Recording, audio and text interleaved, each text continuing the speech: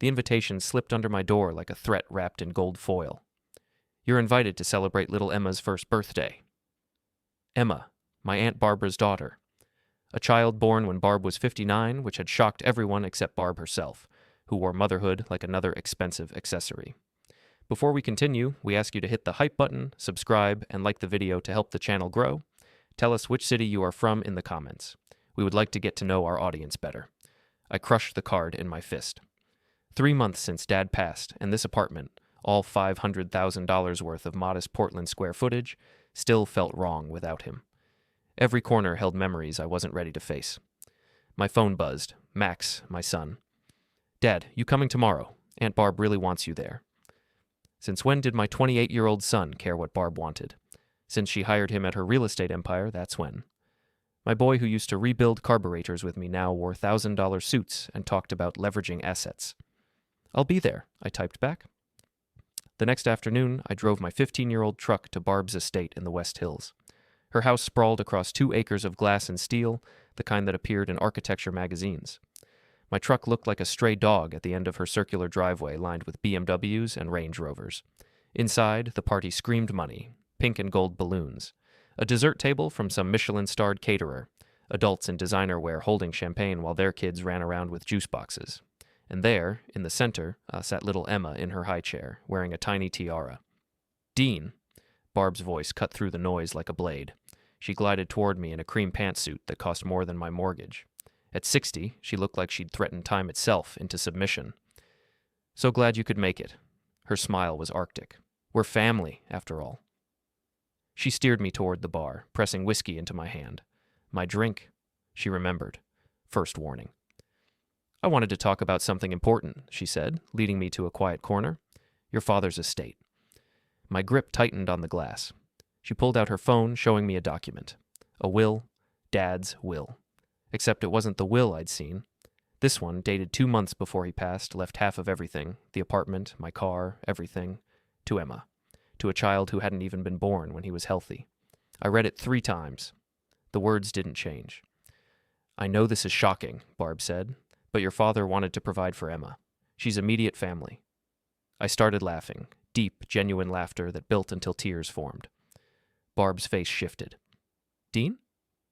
This is really something, I managed. Family taking care of family. Her smile returned, uncertain. So you understand? You'll cooperate?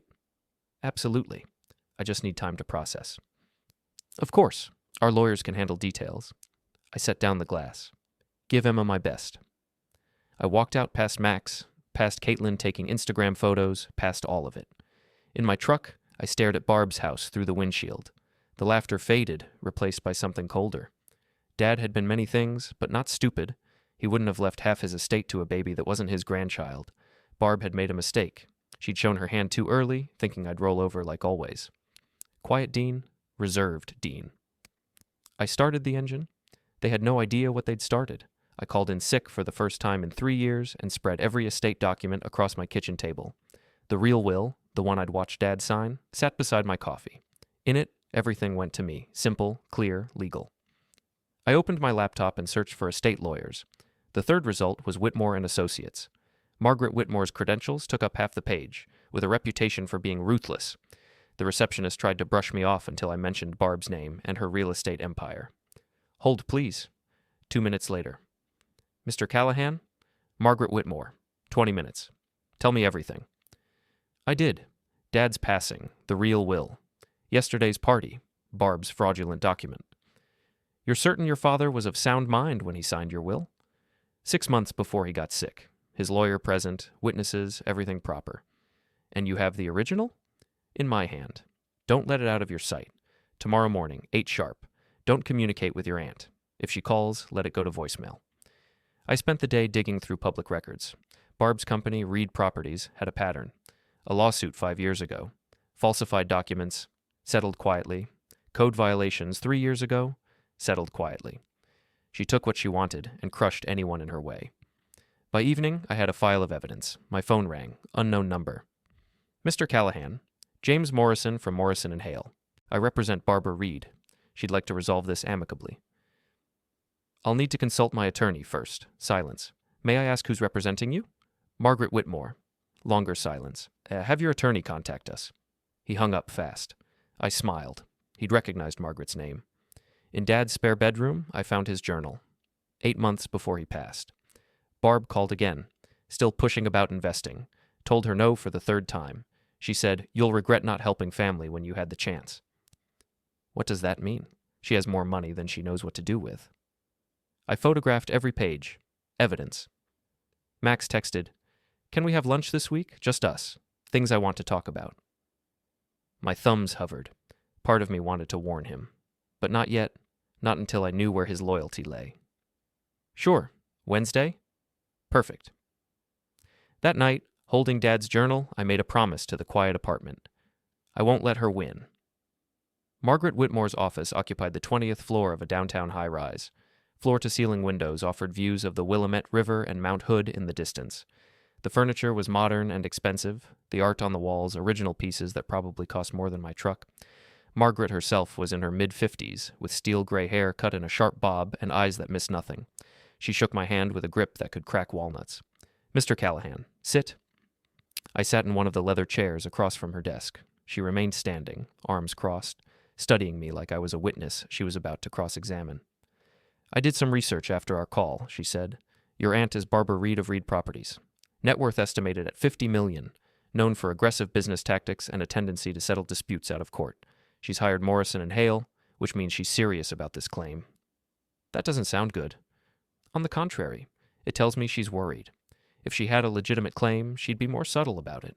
She's coming in hard because she knows her position is weak. Margaret sat down, pulling out a legal pad. "Tell me about the will you have. When was it executed?" 6 months before Dad got sick. He was completely healthy then, no signs of anything wrong. Witnesses? 2. His lawyer, David Chen, and his accountant, Patricia Morrison. Margaret's eyebrow went up. "Patricia Morrison? Any relation to James Morrison?" "I don't know. Should I find out?" "I will. What about this other will your aunt claims exists? Did you see the actual document or just a photo on her phone?" "Just her phone." "Smart. She didn't want to hand you something you could have analyzed. Did you notice anything about the document? Anything that seemed off?" I thought back to the party, to those few minutes staring at Barb's phone. The date. It was supposedly signed 2 months before Dad passed, but he was in the hospital by then. Barely conscious most days. Margaret made a note. "Medical records will prove that. What else?" The language seemed different, more formal than how Dad talked. He was a mechanic, not a lawyer. The will I have uses plain language because that's what he wanted. "Good. That's very good." She looked up from her notes. "Here's what I think is happening. Your aunt fabricated a will, probably with help from a corrupt lawyer or someone who owed her favors. She's betting you won't fight it because you're not the type to make waves. She'll offer a settlement. You keep most of the estate, she gets a chunk of it, everyone walks away. No court battle, no public scandal." "But I'm not going to do that." Margaret smiled. It wasn't a warm smile. "No, you're not. Because here's what we're going to do. We're going to demand she produce the original will, not a photo, not a copy, the original signed document. We're going to request handwriting analysis, witness statements, everything. We're going to make her prove it's legitimate. And when she can't? Then we go on the offensive. We prove your will is the real one. We expose her fraud, and we make sure everyone knows what she tried to do." I leaned back in the chair, feeling something dark and satisfying settle in my chest. "How long will this take?" "Depends on how stupid she is. If she backs down when we push, maybe a few weeks. If she doubles down..." Margaret shrugged. "Could be months. Are you prepared for that?" "I don't have a choice." "Everyone has a choice, Mr. Callahan. The question is whether you're willing to fight for what's yours. Your aunt is counting on you not being willing. Prove her wrong." I stood, extending my hand. "When do we start?" "I'll have a letter drafted by end of business today. Morrison and Hale will have it tomorrow morning." She shook my hand again. "One more thing. Your son works for your aunt, correct?" "Yes." "He's going to be caught in the middle of this. You should be prepared for that to get complicated." I nodded, even though the thought made my stomach turn. Max was already choosing Barb over me in small ways. This would force him to make a real choice. "I know," I said. "I'll handle it." Wednesday came faster than I wanted. I met Max at a trendy restaurant in the Pearl District, the kind of place where everything on the menu was deconstructed or farm-to-table or both. Max was already there when I arrived, sitting at a corner table in his usual business attire. He stood when he saw me, and for a second, he looked like the kid who used to help me in the garage. Then the moment passed, and he was back to being the polished corporate version of himself. "Dad, thanks for coming." We hugged awkwardly and sat down. A waiter appeared immediately, rattling off specials I didn't listen to. I ordered a burger. Max ordered something with quinoa. "So," Max said after the waiter left. "How are you doing? Really?" "I'm managing. I worry about you in that apartment all alone. Have you thought about maybe downsizing, getting something smaller that would be easier to maintain?" There it was, not even 5 minutes in, and he was already pitching Barb's agenda. "The apartment is fine," I said carefully. "It was Dad's. It's important to me." Max nodded, but I could see him processing, probably trying to figure out his next angle. "Right, of course. I know it's a lot of space for one person, and real estate values in that area are really good right now. You could sell, make a nice profit, find something more manageable. Let me guess. Barb suggested this?" His expression flickered. "She mentioned it might be something to consider, but I'm bringing it up because I care about you." "Max," I leaned forward. "Do you know what your aunt is trying to do?" "What do you mean?" "She claims Dad left half his estate to Emma, that I have to give up half the apartment and my car to a 1-year-old? Max's face went carefully neutral. "She mentioned there was a will." "Mentioned. That's an interesting word for it." I kept my voice level, fighting the anger building in my chest. "Did she also mention that the will I saw Dad sign says something completely different? That she's lying?" "Dad, I'm sure there's just some confusion." "There's no confusion. She's trying to steal from me, and she's using a baby as cover to do it." The waiter appeared with our drinks. We both went silent, waiting for him to leave. Max took a long sip of his water, not meeting my eyes. "Aunt Barb has been really good to me," he finally said. "She gave me this job when I was struggling. She's helped Caitlin and me with a lot of things. I can't just—" "She's manipulating you. Can't you see that? Or maybe you're the one who can't see clearly. You've always been paranoid about people with money, always assumed the worst. That stung more than I expected. This isn't about money. This is about right and wrong." "Is it? Because from where I'm sitting, it looks like you're angry that Aunt Barb wants to make sure Emma is taken care of. She's family too, Dad." "She's using you." "No. You're just upset that I have a life that doesn't revolve around your garage and your limited view of the world." The words hung between us like smoke. I sat back, studying my son, this stranger in an expensive suit who thought his old man was beneath him. "When did this happen?" I asked quietly. "When did you decide I wasn't good enough?" "Dad, no, I want to know. Was it when you started making more money than me? When Caitlin started getting Instagram famous? When Barb showed you what life could be like if you just forgot where you came from?" Max's jaw tightened. "I haven't forgotten anything. I'm just not willing to stay stuck in the same place my whole life. Some of us have ambition." I stood up, throwing cash on the table. "Enjoy your lunch. Tell Barb I said hi." "Dad, wait." But I was already walking out. Behind me, I heard Max call my name again, but I didn't stop. I pushed through the restaurant's front door into the afternoon air, my hands shaking with anger and something worse, grief. I'd lost my son somewhere along the way, and I hadn't even noticed until it was too late. The letter from Margaret Whitmore hit Morrison and Hale like a grenade. I know because James Morrison called me personally 3 hours after receiving it. "Mr. Callahan, I think there's been a misunderstanding." I was at the shop, elbow deep in an engine rebuild. I put down my wrench and stepped outside to take the call. "What kind of misunderstanding?" "Your attorney is making some very serious allegations. We'd like to resolve this matter without unnecessary conflict. Then produce the original will. Not a photo. The actual document with my father's signature." Silence. "These things take time to locate." "I bet they do." I watched cars pass on the street, feeling oddly calm. "You have 2 weeks. After that, we file a motion with the court. Mr. Callahan, I strongly advise." 2 weeks. I hung up and went back inside. Joey looked up from the Subaru he was working on. "Everything okay, boss?" "Yeah, everything's fine." It wasn't fine, but it was about to be. That evening, I did something I'd been putting off. I called Patricia Morrison, Dad's accountant, and one of the witnesses to his real will. She answered on the 3rd ring. "Dean? Oh my goodness, I've been meaning to call you. How are you holding up?" "I'm okay, Patricia. Listen, I need to ask you something about Dad's will." "Of course. What is it?" "You were there when he signed it, right? You witnessed it?" "I did. It was at David Chen's office about 6 months before your father passed." "Why?" I explained the situation. Barb's claim. The other will. The whole mess. Patricia's voice turned sharp. That's impossible. I was there. Your father left everything to you? There was no mention of anyone else except a few personal items for other family members. Would you be willing to testify to that if this goes to court? Absolutely. Dean, your father was very clear about his wishes. He talked about it for weeks before we made it official. He wanted to make sure you were taken care of. Something in my chest loosened. Thank you. That means a lot. There's something else you should know, Patricia said. About a month before we did the will, Barbara came to see me. She wanted to know about your father's finances, how much he had, where it was kept, that sort of thing. I told her I couldn't discuss client matters, and she got very upset. She said family should help each other, that your father was being stubborn and difficult. He turned down one of her investment schemes. Several of them, actually. She'd been pressuring him for years. She always needed capital for her developments, and your father had a decent amount saved up, but he didn't trust her business practices. I thought about Dad's journal, his notes about Barb's phone calls. Did she threaten him? Not directly, but she implied that he'd regret not supporting her. I told your father about the conversation, and that's when he decided to make sure his will was ironclad. He wanted everything documented properly. Would you be willing to tell all this to my lawyer? Just say when and where. After hanging up, I sat in my truck in the shop's parking lot, processing everything. Dad had known. He'd seen what Barb was capable of and had tried to protect me, and I'd been too wrapped up in my own life to notice the war that had been brewing.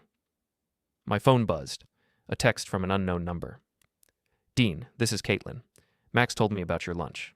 I think you're being unfair. Barb has done so much for us. Maybe you should think about what's best for everyone, not just yourself. I stared at the message. Caitlin, my daughter-in-law, who'd never liked me much to begin with, who'd always made it clear she thought Max could do better than having a mechanic for a father. I didn't respond. There was nothing to say. Instead, I called Margaret.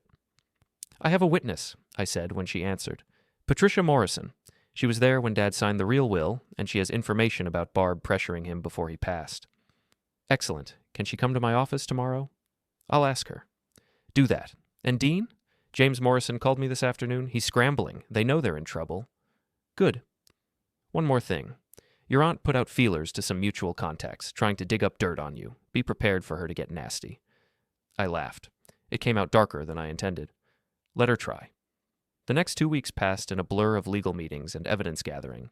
Margaret built our case like she was constructing a fortress. Medical records proving Dad was incapacitated when the fake will was supposedly signed. Witness statements from Patricia and David Chen. Handwriting samples from Dad's journal and other documents. The more we uncovered, the more obvious Barb's fraud became. And then things got interesting. I was closing up the shop late on a Friday when a black Mercedes pulled into the lot. The driver's side door opened, and out stepped Barb herself. She wore all black, like she was attending a funeral. Maybe she was. The funeral of her scheme. Dean. She approached slowly, carefully, like she was walking toward a dangerous animal. We need to talk. Talk to my lawyer. Please, just 5 minutes. Person to person. I crossed my arms, leaning against my truck. You've got 2. She stopped a few feet away. I don't know what Margaret Whitmore has told you, but this situation is more complicated than it appears. Is it? Because it seems pretty simple to me. You fabricated a will to steal my inheritance. I didn't fabricate anything. That will is real. Then produce it, the original. Let experts examine it. Her expression flickered. It's not that simple. There are complications with the document's location? Of course there are. Dean, I'm trying to help you. Your father wanted Emma provided for. He told me so himself. When? When he was barely conscious? When he couldn't even recognize his own name? Before that, when he was healthy. He felt guilty about not being more involved in my life, about not helping when I asked. Emma was his way of making amends. I studied her face, looking for any hint of sincerity. There was none, just calculation. She was adapting, trying new angles, seeing what might work. Here's what I think happened, I said. Dad refused to invest in your schemes while he was alive, so you figured you'd get the money after he was gone. You fabricated a will, probably with help from someone you have leverage over. You thought I'd roll over because that's what I've always done. Quiet Dean, agreeable Dean. But you miscalculated. Barb's composure cracked. You have no idea what you're doing. If you push this, if you take this to court, things will come out. Things about your father that you won't want to know. Threatening me now? Warning you. Sometimes the truth is uglier than lies. I pushed off from my truck, stepping closer. Here's a truth for you. You're going to lose. Margaret is going to tear apart your fake will. Patricia and David are going to testify. Medical records are going to prove Dad couldn't have signed anything when you claim he did. And when it's all over, everyone is going to know what you tried to do. Her hands clenched into fists. You're making a mistake. The only mistake I made was not seeing you for what you are sooner. Now get off my property. She stood there for a long moment, vibrating with rage.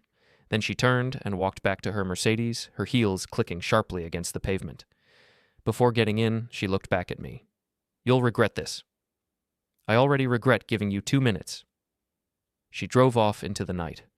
I stood there in the empty lot, my heart hammering, feeling more alive than I had in months. The war was really starting now. Margaret called me the next morning, her voice tighter than usual. We have a problem. I was making coffee, the shop still closed for the weekend. What kind of problem? Morrison and Hale filed a motion late yesterday claiming you coerced your father into signing the will we have. They're saying you exerted undue influence over him when he was vulnerable. I nearly dropped my mug. That's insane. I was with him every day because he was sick, not to manipulate him. I know, but they're playing dirty now. They've attached affidavits from 2 people claiming they witnessed you pressuring your father about the will. Who? Max Callahan and Caitlin Callahan. The coffee turned bitter in my mouth. My son. I'm sorry, Dean. I know this is hard. What do the affidavits say? That they visited your father in the hospital multiple times and heard you discussing the will with him, that you insisted everything should go to you, that your father seemed distressed by these conversations. I set the mug down before I threw it. That's a lie. Max visited Dad maybe 3 times in the 2 months he was in the hospital, and we never discussed the will. Can you prove that? The nurses' logs. They kept records of all visitors. I was there every single day. Max barely showed up. Get me those logs. Today, if possible. What about the affidavits? Can't we charge them with perjury? Eventually, maybe. But right now, we need to discredit their statements. Hospital records will help with that. I spent the next hour on the phone with the hospital administration, explaining what I needed. They agreed to pull the visitor logs, but warned it might take a few days. I didn't have a few days. I called in a favor from a nurse I'd gotten to know during Dad's stay, a woman named Linda who'd been kind to both of us. She promised to see what she could do. Then I did something I probably shouldn't have. I drove to Max's apartment. It was a nice place in the south waterfront, one of those new buildings with a doorman and amenities. I talked my way past security by claiming I was expected and took the elevator to the 14th floor. Max answered on the second knock, wearing gym clothes. His face went pale when he saw me. Dad, what are you... I pushed past him into the apartment. Caitlin was on the couch, her phone in hand. She jumped up when she saw me. You can't just barge in here, she said. I can, and I did. We need to talk. Max moved between me and Caitlin. Dad, you need to leave. You signed an affidavit, both of you, claiming I manipulated Grandpa into changing his will. We told the truth, Caitlin said. We saw what we saw. You saw nothing because you were never there. Max visited his grandfather 3 times in 2 months. 3 times. And we never discussed the will. That's not true, Max said, but his voice wavered. The hospital has visitor logs. Every person who came to see Dad was recorded. Those logs will show exactly how often you visited and how long you stayed. Max's expression crumbled. Aunt Barb said, Aunt Barb lied, and now you're lying for her. You're committing perjury, Max. Do you understand what that means? She said it was just a formality, Caitlin protested, that it wouldn't actually go anywhere, that you'd settle once you realized we were serious. She used you, both of you. She got you to sign legal documents making false claims because she knew I wouldn't want to fight my own son in court. Max sank onto the couch, his head in his hands. Oh, God. Here's what's going to happen, I said, my voice steady despite the anger. You're going to contact Morrison and Hale. You're going to withdraw those affidavits. You're going to tell them you made a mistake, that your memory was wrong, whatever you need to say, and you're going to do it today. Barb will cut me loose, Max said. She'll fire me. Probably, but at least you won't go to jail for perjury. Caitlin grabbed Max's arm. We can't. She'll destroy us. She knows people everywhere in this city. She'll make sure we never work again. Then you should have thought about that before you signed documents you knew were lies. I turned to leave, but Max called out, Dad, wait. I stopped at the door. What? I'm sorry. I wanted to make it. I wanted to be successful. Barb offered me that. She made it seem so easy. Nothing worth having is easy, Max. Your grandfather taught me that. I thought I taught it to you. You did. I just forgot. I looked at my son. Really looked at him. Underneath the expensive clothes and the polished exterior, I saw the kid who used to hand me tools in the garage, the kid who'd wanted to make me proud. Fix this, I said. Withdraw the affidavit. Tell the truth. And maybe we can start rebuilding whatever's left between us. I left before he could respond. By Monday morning, Morrison and Hale received withdrawal letters from both Max and Caitlin. The letters were brief, professional, and completely destroyed Barb's strategy. Margaret called me, triumph in her voice. They caved. Both affidavits withdrawn. Morrison is beside himself. What happens now? Now we go on the offensive. We file our own motion presenting the evidence we've gathered. We force them to produce the original will they claim exists, and we watch them fall apart. How long? 2 weeks until the hearing. Can you hold out that long? I've held out this long. The next 2 weeks were the strangest of my life. I went to work every day, rebuilding engines and rotating tires, while Margaret systematically demolished Barb's case. Patricia gave her deposition. David Chen provided detailed testimony about the real will's creation. Medical experts reviewed Dad's records and confirmed he couldn't have signed anything during the time period Barb claimed. Max called me twice. I didn't answer. He left voicemails apologizing, explaining, asking for forgiveness. I listened to them once and deleted them. I wasn't ready for that yet. Barb went silent. No more phone calls, no more surprise visits. But I knew she was planning something. People like her didn't give up easily. The hearing was set for a Thursday morning. Margaret told me to wear something presentable, but not formal. We want you to look like exactly what you are, a working man defending his father's legacy. The night before, I couldn't sleep. I lay in bed staring at the ceiling, thinking about everything that had led to this moment. Dad's passing, Barb's manipulation, Max's betrayal. All of it spiraling toward whatever would happen tomorrow. Around 2 a.m, I got up and walked through the apartment. Dad's presence was everywhere. The furniture he'd chosen, the photos on the walls, the scratches on the hardwood from when he'd moved his workbench inside during a storm. I hope I'm doing this right, I said to the empty room. I hope you'd be proud. The apartment didn't answer, but somehow I felt like I knew what he'd say. Fight. Keep fighting until you win. The courtroom was smaller than I expected. Wood paneling, fluorescent lights, the smell of old paper and furniture polish. Margaret and I sat at one table. Morrison and his team sat at another. Behind them, dressed in a dark blue suit that probably cost more than my monthly mortgage, sat Barb. She looked calm, composed, like this was just another business meeting. The judge was a woman in her 60s named Patricia Yoshida. She had a reputation for being no-nonsense and fair. Margaret had seemed pleased when we drew her for this hearing. All rise, the bailiff said. Judge Yoshida entered, settled into her seat, and surveyed the room over her reading glasses. Let's begin. Mr. Morrison, you filed a motion regarding the estate of Thomas Callahan. Make your case. Morrison stood, buttoning his suit jacket. Your Honor, we're here today because there is a legitimate dispute regarding Mr. Callahan's final wishes. My client, Barbara Reed, has evidence that Mr. Callahan executed a will 2 months before his passing that included provisions for his niece, Emma Reed. The respondent, Dean Callahan, refuses to acknowledge this will and has made slanderous accusations regarding its authenticity. And where is this will, Mr. Morrison? We're in the process of locating the original document. Judge Yoshida's eyebrow went up. You're in the process? This motion was filed 3 weeks ago. You've had ample time to produce evidence. There have been complications with the document's storage, Your Honor. However, we have a digital copy. I don't care about digital copies. I care about original documents with original signatures. Ms. Whitmore? Margaret stood. She didn't rush. She took her time, letting the silence build. Your Honor, we have the original will.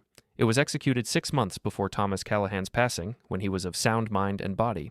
It was witnessed by 2 individuals, his accountant and his attorney, and it leaves everything to his son, Dean Callahan. She placed the will on the clerk's desk. We also have medical records proving that, at the time Mr. Morrison claims a second will was signed, Thomas Callahan was hospitalized and barely conscious. He could not have executed a legal document. Morrison jumped up. Your Honor, we have affidavits. You had affidavits, which were withdrawn by your own witnesses. I've read the case file, Mr. Morrison. This is starting to look like harassment of a grieving son. Barb leaned forward, whispering urgently to Morrison. He nodded and stood again. Your Honor, if I may, Ms. Reed simply wants to honor her brother's wishes. There's no conspiracy here, no fraud.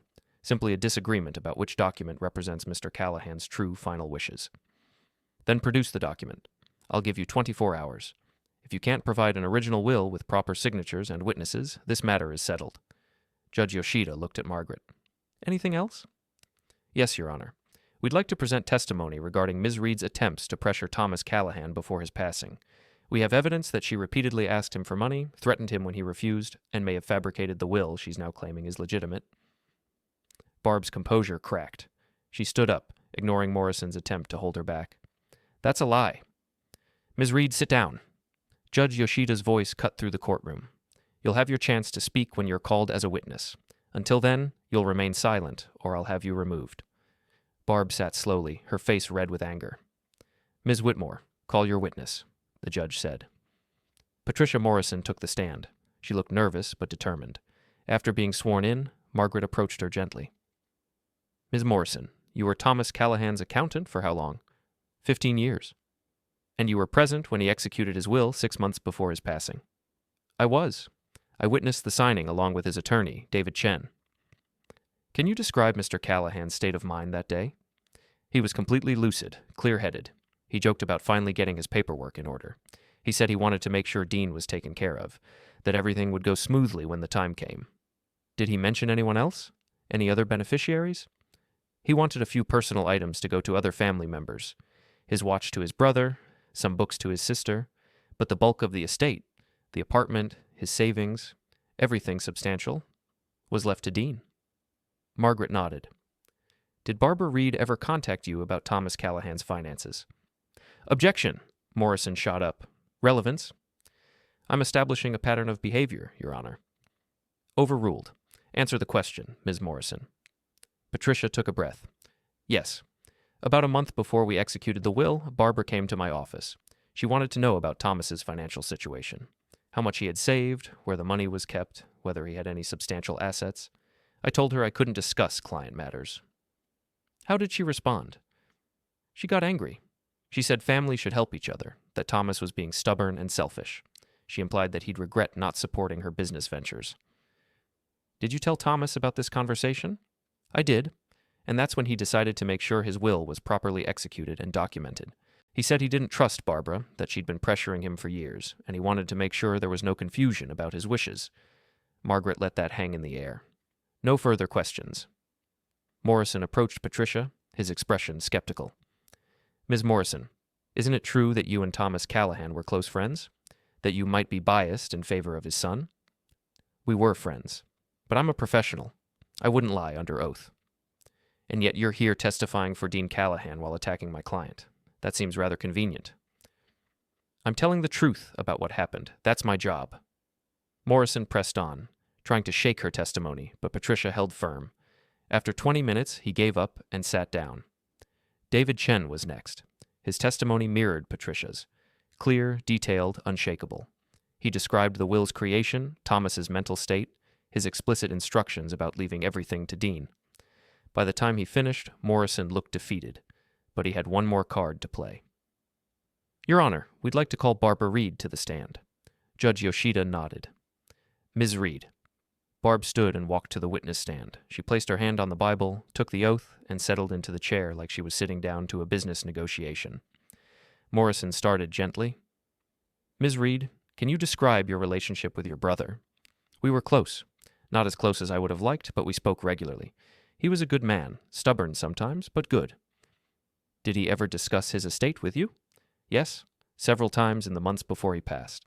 He felt guilty about not being more involved in my life, about not helping me when I needed support. He wanted to make amends. And did he mention Emma? He was thrilled when she was born. He said she reminded him of Dean when he was a baby. He wanted to make sure she'd be provided for. Morrison nodded. Did your brother ever sign a will in your presence? Yes. About 2 months before he passed, I visited him in the hospital. He asked me to bring him some legal documents his lawyer had prepared. He signed them while I was there. Where are those documents now? They were kept in a safe deposit box at his bank. Unfortunately, there was a fire at the bank's storage facility last month, and many documents were destroyed. Margaret was on her feet immediately. Your Honor, that's absurd.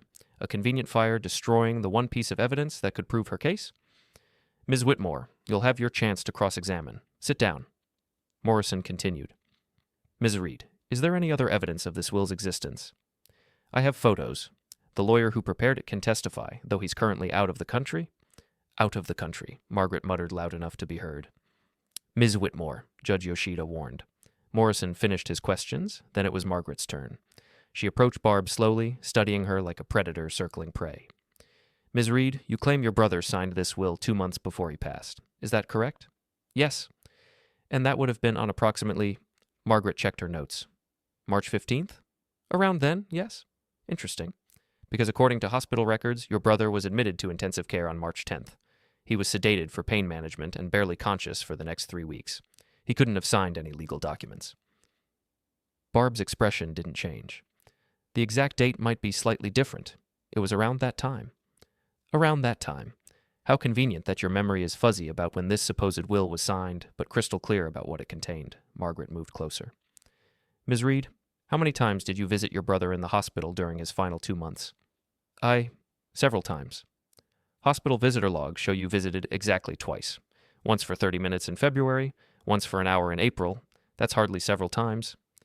I'm a busy woman. I couldn't be there as often as I wanted. But you were busy asking him for money, weren't you? Multiple phone calls. Requests for investments. Pressure to support your business ventures. That's not... We have phone records. We have witnesses. We have your brother's own journal documenting your attempts to manipulate him. Margaret pulled out Dad's journal, holding it up. Would you like me to read some of his entries about you? Barb's face went white. That's private. It's evidence. In one entry from 8 months before his passing, Thomas wrote, Barb called again today, still pushing about investing in her new development. Told her no for the 3rd time. She's angry, I can tell, even though she tries to hide it. She said something strange. You'll regret not helping family when you had the chance. The courtroom was silent. Judge Yoshida leaned forward, watching Barb carefully. Ms. Reed, did you threaten your brother? No, I was frustrated. He had money sitting in the bank doing nothing while I was building something important. I thought he should be part of that. So when he refused, you decided you'd get the money after he passed. You fabricated a will. I didn't fabricate anything. Then produce it. Show us this original will that supposedly exists. Not photos, not copies, the actual document. Barb's hands clenched on the arms of the witness chair. I told you, there was a fire. How convenient. Objection. Morrison stood up. Your Honor, counsel is badgering the witness. Overruled. Answer the question, Ms. Reed. Where is the original will? Barb looked at Morrison, at the judge, at me. I saw the exact moment she realized she'd lost. The calculation in her eyes, the collapse of her composure. I don't have it, she said finally. Because it doesn't exist, Margaret said. You fabricated a claim to steal your nephew's inheritance. You manipulated your own family, lied under oath, and attempted to defraud the court. That's not true. Then prove me wrong. Produce one piece of actual evidence that this will exist. Just one? Silence. Judge Yoshida removed her glasses. Ms. Reed, I'm going to ask you a direct question, and I expect a truthful answer. Did Thomas Callahan ever sign a will leaving anything to your daughter? Barb's lips pressed into a thin line. For a long moment, I thought she might keep lying. Then something in her broke. No, she whispered. The courtroom erupted. Morrison tried to object, but Judge Yoshida hammered her gavel. Order! We will have order. She glared at Barb. Ms. Reed, you are admitting that you filed a fraudulent claim with this court? Barb didn't answer. She just stared at her hands. Judge Yoshida looked at her clerk. Make a note that Ms. Reed has admitted to filing fraudulent documents. I'm dismissing her claim immediately and ruling in favor of Dean Callahan. The will executed 6 months before Thomas Callahan's passing is the valid will. All of Thomas's estate goes to Dean, as originally intended. She looked at Morrison. I'm also referring this matter to the district attorney's office for possible criminal charges. Your client may want to retain counsel for that. She stood up. We're adjourned. The gavel fell. The hallway outside the courtroom was chaos. Margaret was talking to the clerk about next steps. Morrison was trying to usher Barb toward the elevators, and I was standing there, trying to process what had just happened. I'd won. Barb turned back, her eyes finding mine across the crowd. The hate in that look was pure and burning. She opened her mouth to say something, but Morrison pulled her away before any words could come out. Dean. I turned. Max stood a few feet away, looking uncertain. He wore jeans and a t-shirt. No suit, no polish, just my son. I saw the whole thing. he said. I was in the back. I needed to see how it ended. And? You were right. About everything. I'm sorry, Dad. I'm so sorry. Part of me wanted to stay angry. To make him suffer the way he'd made me suffer. But looking at him, seeing the genuine remorse in his eyes, I couldn't do it. Come here, I said. He closed the distance between us, and I pulled him into a hug. He felt smaller somehow, like the weight of his mistakes had shrunk him down. I'm a fool, he said against my shoulder. Yeah, you are, but you're my fool. He laughed, watery and broken. Can we fix this? We can try. It'll take time, and you're going to have to rebuild my trust. But yeah, we can try. Margaret appeared beside us.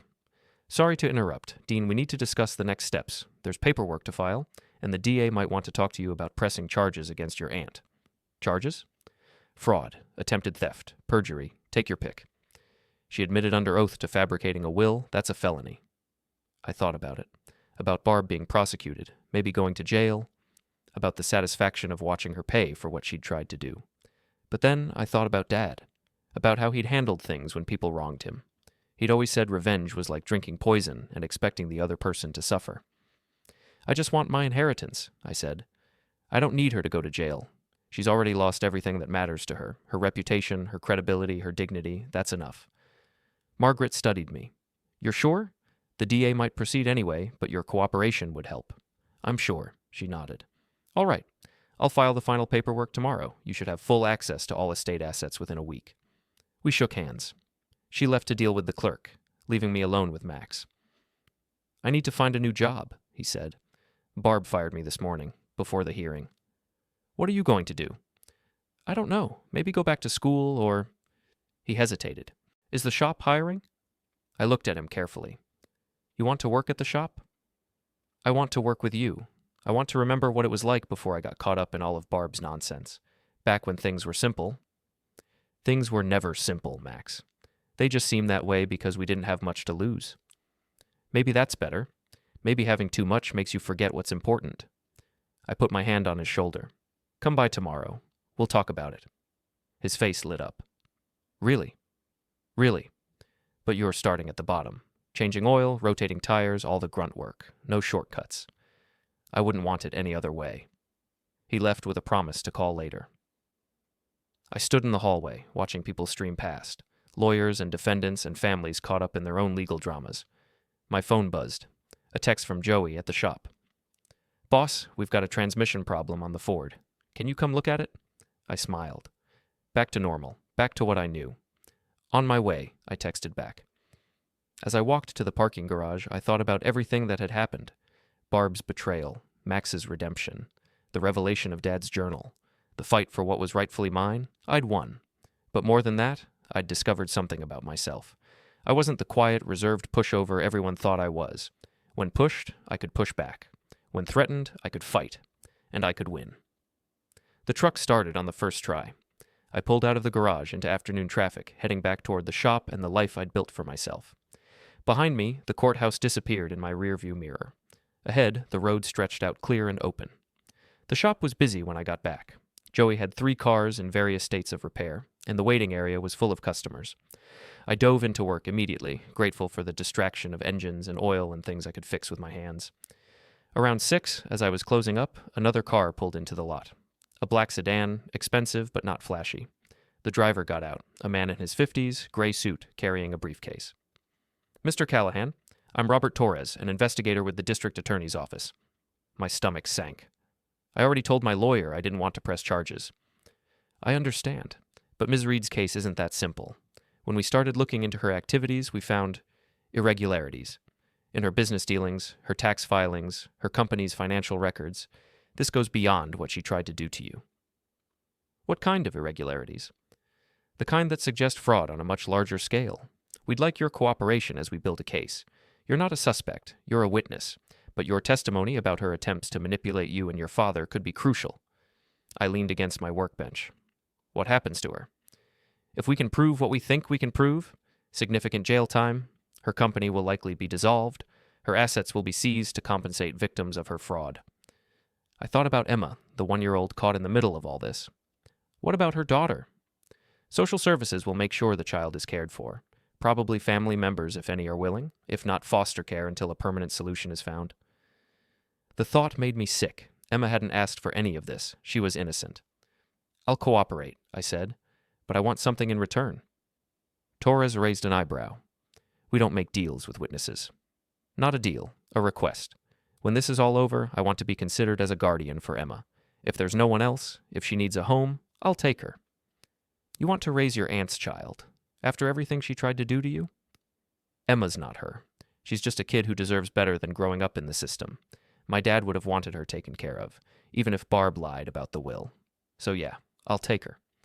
Torres studied me for a long moment. I'll make a note of it, but you'll need to go through proper channels, background checks, home studies, all of it. I understand. He handed me a card. We'll be in touch soon to schedule your statement. Thank you, Mr. Callahan. After he left, I sat in the empty shop, thinking about Emma, about taking in Barb's daughter after Barb had tried to destroy me. It seemed crazy, but it also seemed right. Dad had always said family wasn't just shared lineage, it was who you chose to stand by, who you chose to protect. Emma was family, even if her mother was poison. I locked up the shop and drove home. The apartment felt different now. Lighter somehow, like a weight had been lifted from the walls. I made dinner, real cooking this time, not just reheated leftovers, and ate while watching the news. Nothing about Barb's case yet, but it would come. These things always went public eventually. My phone rang, an unknown number, but I answered anyway. Dean, it's Caitlin. I almost hung up. Almost. But something in her voice stopped me. What do you want? I need to apologize. For real, not just the legal stuff. I was awful to you. I said terrible things. I let Barb manipulate me because I wanted the lifestyle she offered, and I didn't care who got hurt. Why are you calling me now? Because Max is falling apart. He quit working for Barb, obviously, but now he's lost and confused, and he won't talk to me about it. He just keeps saying he needs to fix things with you, that nothing else matters until he does that. He came to see me today. We talked. He did? Relief flooded her voice. What did you say? That we could try to rebuild, that it would take time, that I'm willing to forgive him if he's willing to do the work. She was quiet for a moment. And what about me? Is there any chance you could forgive me too? I thought about all the things she'd said, all the ways she'd made it clear I wasn't good enough for her or her lifestyle.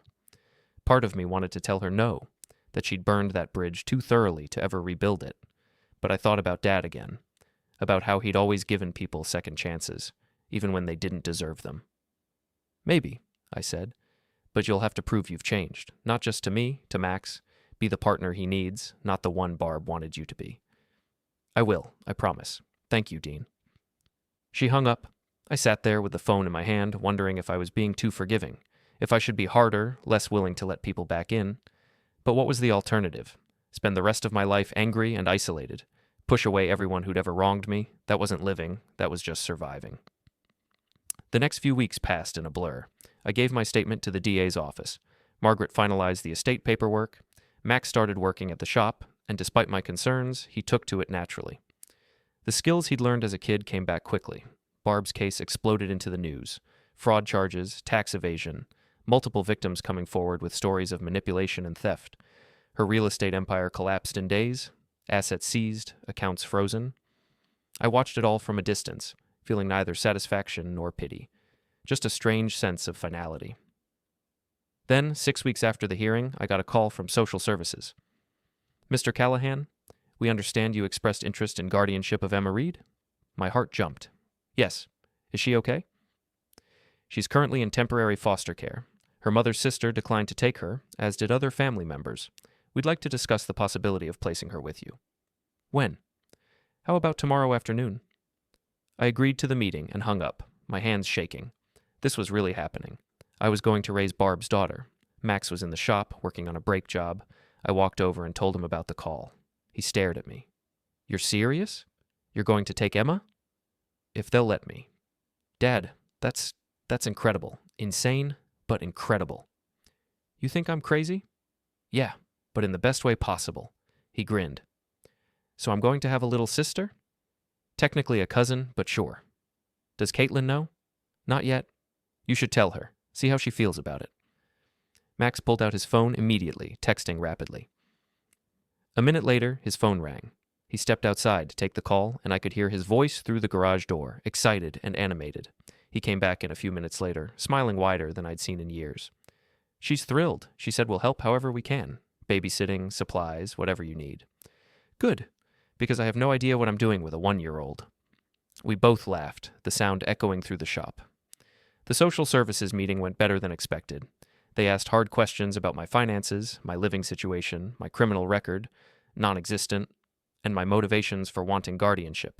I told them the truth, that Emma deserved better than being defined by her mother's choices. That family meant taking care of each other, even when it was hard, that my father would have wanted this. They seemed satisfied. They scheduled a home visit for the following week and explained the process. Background checks, home studies, supervised visits, gradual integration. It would take months, but Emma would come home eventually. I started preparing immediately, converted the spare bedroom into a nursery, bought a crib, toys, baby-proofed everything. Max and Caitlin came over to help, and for the first time in years, the apartment felt alive, full of possibility. 3 months later, on a Tuesday morning in November, Emma came home. She was confused at first, uncertain about this strange man and his apartment. But Max had suggested bringing familiar things from her foster home, and within a few days, she started settling in. She called me D because she couldn't quite manage Dean yet. I was fine with that. Work continued. The shop stayed busy. Max proved himself capable and reliable, and I started teaching him the business side of things. Maybe someday he'd take over, maybe not. But we were building something together. Barb went to trial in December. I attended one day of testimony, watched her sit at the defense table looking smaller than I'd ever seen her, and left feeling nothing. She was convicted on multiple counts, sentenced to 8 years. I didn't celebrate, I just noted it and moved on. Life settled into a new rhythm. Early mornings with Emma, teaching her to stack blocks and eat breakfast without throwing food everywhere. Days at the shop, working alongside Max and Joey. Evenings reading to Emma before bed, her small hand gripping my finger as she fell asleep. It was simple. It was good. 6 months after Emma came home, I was closing up the shop when Margaret called. Dean, I wanted to let you know, Barb's lawyers filed an appeal. It's unlikely to succeed, but I thought you should be aware. Okay. That's it? Just okay? She can appeal all she wants. It doesn't change anything. Emma's safe. The business is stable. Max and I are rebuilding our relationship. Barb doesn't have power over me anymore. Margaret laughed. You've come a long way from the guy who walked into my office ready to just roll over and let his aunt take everything. Yeah, I guess I have. For what it's worth, your father would be proud. After hanging up, I stood in the shop's parking lot, watching the sunset over the Portland skyline. The air was cool, clean, carrying the scent of rain that would come later. I thought about Dad, about the journal entries where he'd worried about Barb, where he'd tried to protect me from her manipulation. He'd known this fight was coming, even if I hadn't seen it. I hope you're proud, I said to the sky. I hope I did okay. The wind picked up, rustling through the trees nearby, and for just a moment, I felt like I heard his voice. You did good, son. Real good. I smiled, locked up the shop, and drove home to Emma. The real estate auction was the biggest event in Portland's property market that year. Barb had been planning it for months before her case went public, a showcase of her company's premium properties, meant to cement her status as the city's real estate queen. Now it was being held to liquidate her assets. I hadn't planned to attend. The whole thing seemed morbid, like going to someone's funeral just to make sure they were really gone. But Margaret called that morning with interesting news. Barb's lawyers requested permission for her to attend the auction. Judge Yoshida approved it. She'll be transported from prison and allowed to watch the dissolution of her empire. Apparently, it's part of the restitution process. The victims wanted her to see it. What time does it start? 2 o'clock, at the convention center. I picked up Max from the shop at 1:30. We drove downtown in comfortable silence, the kind that only comes after working through hard things together. The convention center was packed. Hundreds of people, buyers, lawyers, journalists, curious onlookers. Security was tight because of Barb's attendance. We found seats in the back just as the auction started. An auctioneer in a sharp suit took the stage, explaining the rules and starting with the first property. Then, 15 minutes into the proceedings, a side door opened. Barb entered, flanked by 2 corrections officers. She wore prison clothing, gray and shapeless, and her hands were cuffed in front of her. Her hair had gone completely gray. Her face was drawn, aged years in just months. The crowd went silent, everyone watching as she was led to a seat in the front row. She kept her eyes down, not looking at anyone. The auctioneer cleared his throat and continued. Property after property went up for sale. Each one had been part of Barb's empire. Each one sold for less than it's worth because everyone knew this was a fire sale. I watched her shoulders slump with each hammer fall, each property lost. Hours passed. The crowd thinned as people left, their curiosity satisfied. Finally, only one property remained. The last piece of Barb's empire. Her house. The auctioneer described it in glowing terms. 2 acres, modern design, luxury finishes, prime location. Starting bid was set at $3 million. The bidding was intense, real estate investors sensing opportunity. The price climbed quickly. 3.5, 4, 4.5. Then it slowed. $5 million. 5.2. Going once, going twice. I stood up. $6 million. Every head in the room turned toward me. The auctioneer looked confused, checking his list to see if I was registered to bid. Sir, you need to be pre-approved to participate. I have the funds. I'll wire transfer immediately after the sale. $6 million, cash. Margaret appeared beside me. He's good for it, Your Honor, she said to Judge Yoshida, who was overseeing the proceedings. I can personally vouch for his financial capacity. The judge nodded. Accepted. Do I hear 6.5? Silence. Going once, going twice. The hammer fell. Sold to Mr. Callahan for $6 million. The crowd erupted in whispers. Barb's head snapped up, her eyes finding mine across the room. The confusion on her face shifted to shock, then to horror as she realized what I'd done. I walked down the aisle toward her. The corrections officers tensed, but Judge Yoshida waved them back. I stopped a few feet from where Barb sat. Why? She whispered. Why would you buy my house? Because I wanted you to know that you didn't break me. You didn't win. I'm standing here with everything you tried to take from me, plus the symbol of everything you were. And you're sitting there in prison clothes with nothing. I'll appeal. I'll fight this. You'll do nothing. You have no power, no money, no influence. All you have is 8 years to think about what you did. I turned to Margaret. I want to donate the house to a charity, something that helps kids who've been through the foster system. Consider it done. I looked back at Barb one last time. Emma's doing great, by the way. She's happy, healthy, loved. Everything you could have given her if you hadn't been so obsessed with taking what wasn't yours. Barb's face crumpled. Her mouth opened, but no words came out. The corrections officers moved forward, taking her arms to lead her away. I watched as they escorted her toward the exit. She looked back once, her eyes meeting mine, filled with rage, desperation, and the crushing weight of total defeat. The crowd parted for them. Cameras flashed, journalists shouted questions, and I stood there in the center of it all, victorious, watching my aunt disappear through the doors in handcuffs while I remained free, vindicated, and triumphant. The auctioneer's voice broke through the chaos. Ladies and gentlemen, that concludes today's proceedings. Max appeared at my side, grinning. Dad, that was incredible. I smiled back at him, feeling lighter than I had in months. Years, maybe. I'd won. Completely. Decisively. Barb had tried to destroy me, and instead, she'd destroyed herself. And I was standing here with everything. My inheritance, my son, Emma, my dignity, and now even the symbol of Barb's fallen empire to give away to those who needed it most. The convention center buzzed with energy around me. People congratulated me, shook my hand, told me how satisfying it was to see justice done, and through it all, I kept smiling. Because this was it. This was victory. Pure, undeniable, and absolutely sweet.